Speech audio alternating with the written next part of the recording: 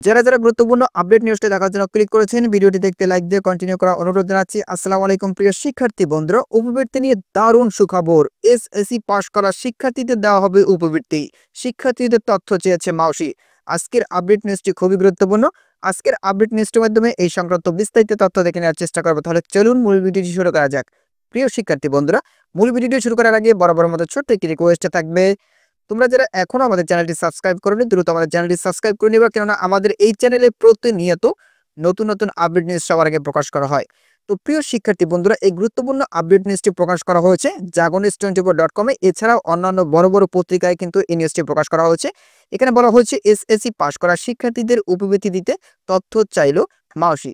নিচে একদম বিস্তারিতভাবে উল্লেখ করা হয়েছে। প্রিয় শিক্ষার্থী বন্ধুরা, এখানে দেখতে পাচ্ছ চলতি বছরের এসএসসি ও সমমান পরীক্ষায় উত্তীর্ণ নিয়মিত শিক্ষার্থীদের রাজস্ব খাতভুক্ত মেধাভিত্তিক ও সাধারণ বৃত্তি দেবে সরকার।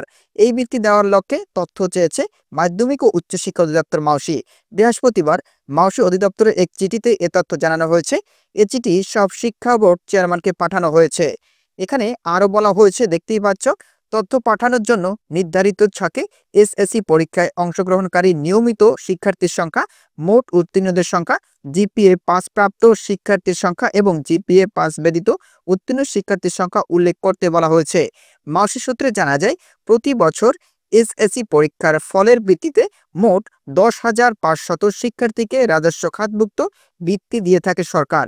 এর মধ্যে 1,125 জন শিক্ষার্থী মেধাবৃত্তি এবং 9,375 জন সাধারণ বৃত্তি পেয়ে থাকেন। মেধাবৃত্তিপ্রাপ্ত শিক্ষার্থীরা মাসে 825 টাকা এবং বছরে এককালীন 1,800 টাকা করে পেয়ে থাকেন।